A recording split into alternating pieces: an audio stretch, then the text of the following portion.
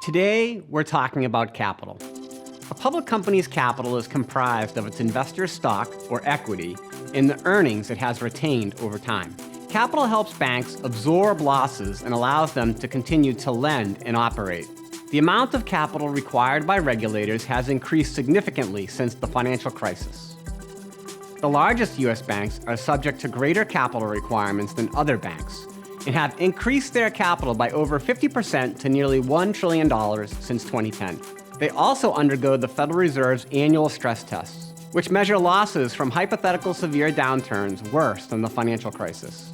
Those tests have repeatedly shown that banks have far more capital than required to cover projected losses.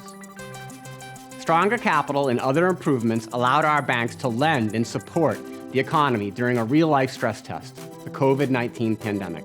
Despite the strength of today's largest banks, some believe more capital is needed. But requiring already well-capitalized banks to maintain more capital would be counterproductive.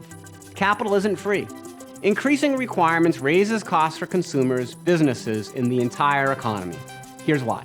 When banks make loans, they charge interest rates covering the cost of the loans.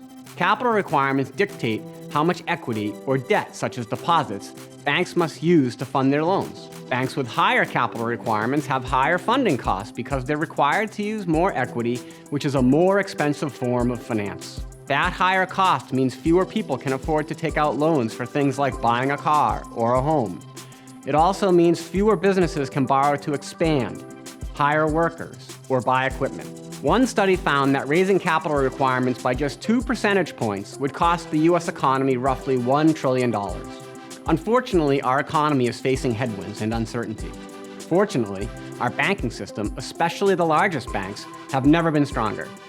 Regulators must carefully consider the economic impact of new rules because capital requirements affect the whole economy, not just banks.